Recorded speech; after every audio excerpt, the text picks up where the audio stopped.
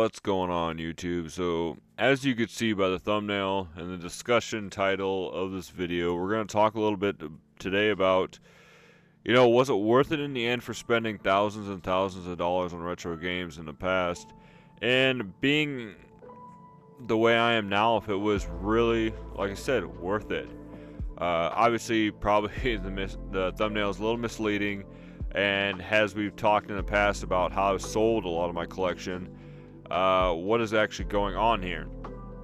So, yeah, guys, over the span of the last year, maybe so more, I've talked about how I was addicted to collecting. I was addicted to the thrill of the hunt and stuff like that, and in the end, it really caused me to overbuy, and just basically had too many games. I went from being a gamer to purely a collector, and I lost a passion for it. I was worried more about the value of games and owning them than actually playing them. And it was just at one point where I watched a video that was talking about how somebody sold their whole collection and how kind of liberating it was, and how now they didn't have to do that anymore. They didn't have to collect, they didn't have to buy anymore, and they could just enjoy the games that they had. And it really pushed me in the direction that I needed to go. Now, obviously, does everybody else need to do this? No. Am I trying to influence people to do this? No. I'm just talking about my experiences and how it's changed me.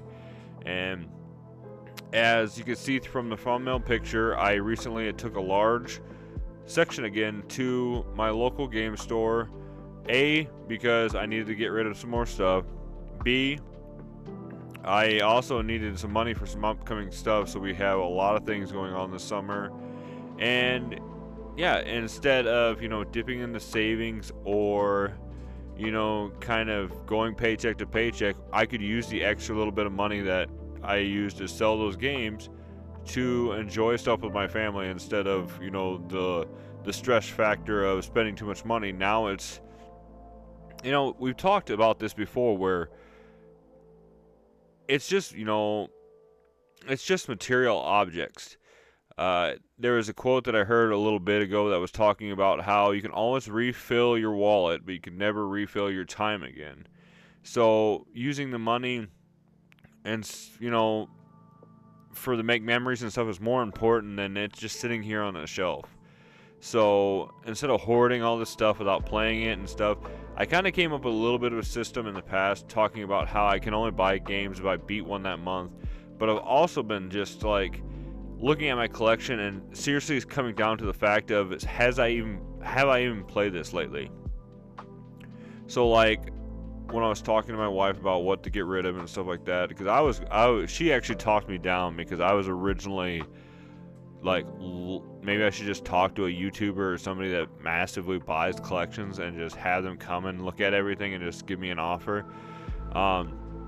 But she actually talked me down from that. She said, just start taking stuff a little bit at a time, just so you don't overwhelm yourself and everything, which was a good idea. So, I'm very thankful for her. But we were looking at my consoles themselves. So my first thought was taking the OG Xbox and all my OG Xbox games in, and just kind of getting rid of that system from now. But it's this is where the complicated part of this comes in, because you have nostalgia, you have everything that you feel like you're drawn to stuff, and I was really just kind of like nostalgic for the Xbox. I'm like, well, what if I sell this and I really want to play it? But that was just one of the little thoughts that ran through my head. The other thing is nowadays is Xbox very good about being backwards compatible, especially with Game Pass and everything that's going on. And they're really good about releasing games. So obviously Oblivion Remastered just came out, and that just went straight to Game Pass. So every once in a while, I just buy a month of Game Pass to play games that come out, and then if I beat that game that month, and Game Pass, there's nothing else on there, I will cancel my Game Pass just because I don't want it anymore. So that is a big factor, and a lot of times wanting to being able to sell stuff without worrying too much, because yes, I love Jade Empire, yes, I love, Oblivion and stuff like that, but if I have the other option nowadays, my new mentality is if I can play it somewhere else and I don't have to have it taking up room, then that's what I'm going to do. So that was like a big fun factor of that was well, I shouldn't say a fun factor, but it was a factor in there that was okay. I can let go because I have this somewhere else. So as you can see, I took in some Xbox 360 controllers. I did not have, we do not have an Xbox 360 anymore because my son, it was hit in his room for a while, and he had the disc tray open and he accidentally knocked it off he had it plugged in charging and he accidentally knocked it off the console stand itself, which caused it to land on the disc tray and just effed it up. So of course we had to junk that. So I've had all these 360 games and all these 360 controllers for the longest time now. So it was about, I think it was like just basically 3 regular Xbox 360 controllers. One was a third party, one was I think a Fable Collector's Edition one, and then one was just kind of a normal one. So I took all those in, and I've had a Wii U for a while now, and I have not turned it on. And I don't know if you guys remember a while back, there was a big scare about this because if these Wii U's had not been turned on in a while, they brick up. And I was just kind of like, well, we talked about it too, and as much as I was enjoying the Wii U like 3 years ago, I have not played it since then. We have the Nintendo Switch, and as a lot of you guys know, some of the best Wii U games actually are ported onto the Nintendo Switch, which we have, Mario Kart, Mario Party, stuff like that. So I don't really need the Wii U anymore. So that was kind of one thing that got away with that too. I did hold on to some of the games that I knew that did have a little bit of value, or that I wanted to have for my collection. So a lot of you guys know I have been collecting Zelda games and Resident Evil games. So when I traded everything in, I kept my copy of Wind Waker HD, and I have a sealed version of Resident Evil Revelations for the Wii U. So those are kind of 2 I held on to for now. Whether or not I decide to resell them down the road, it's whatever. But right now, I just kind of was like, well, I kind of collect the Zelda games, I kind of collect Resident Evil games, so I better keep those just in case. Especially sealed, just because it's just kind of cool to have. Not that I don't know. It's just one of those things where it's like, yeah, okay, you just talked about you wanted to play games, but now you're saying too that you're keeping a sealed game. It's weird, I know. It's not really worth much, but it's just kind of fun to have. It's just to think about having a sealed game. And then it was just kind of like the limiting factor was, okay, so get rid of the Wii U, get rid of a stack of Wii U games. Most of the games I already have, like I said, on the Switch, so it was no big push. And just taking it in and just taking it in for cash, guys. So we have a upcoming thing, I think it's next weekend. We're going to be staying in a hotel. We're going to be doing some fun stuff. And yeah, like I said, this being able to do this to have the extra fun money now it's very nice.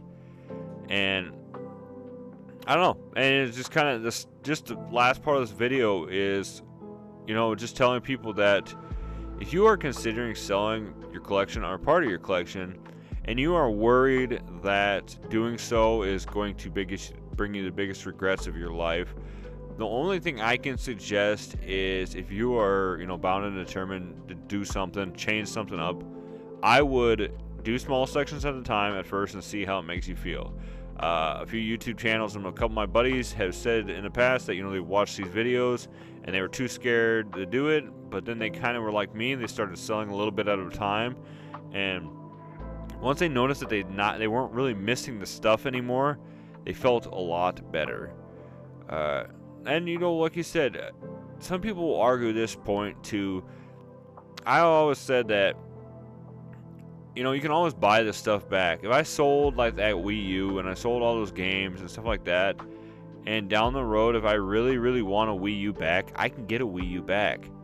The wife suggested, she said, well, you don't play the Wii U.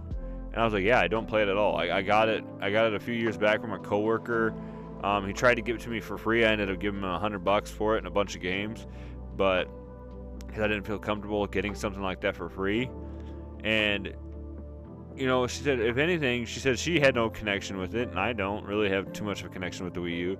But she did say we don't have a regular Wii, so she's like, well, maybe down the road we could just get a regular Wii so we can have Wii Sports. And I was just like, that's really all I enjoyed the Wii for, was playing Wii Sports. So that was just something to consider. And like I just said too, I can always go back and just rebuy it then.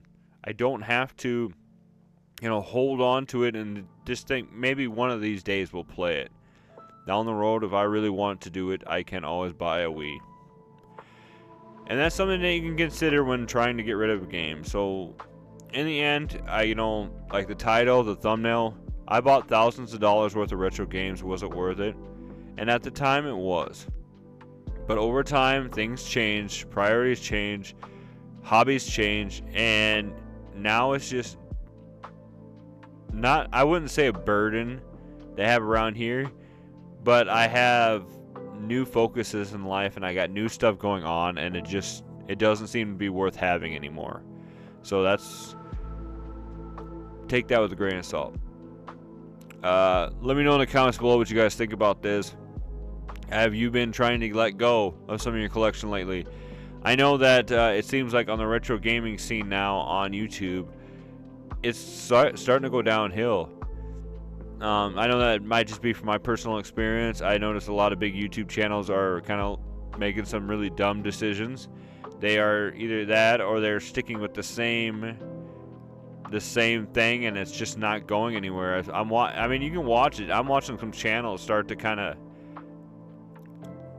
they're just not doing it anymore. I think either retro gaming is starting to kind of take a hit on popularity, or I'm just not into it as much as I was, so I'm not watching as much as I was, so I'm not seeing as much. So let me know what you guys think in the comments below. I hope you guys are going to have a great weekend, and if you watch this later on, of course, I hope you're having a great day. So with that being said, God bless, guys. As always, stay retro, my friends, and we'll see you in the next video, guys. See you later.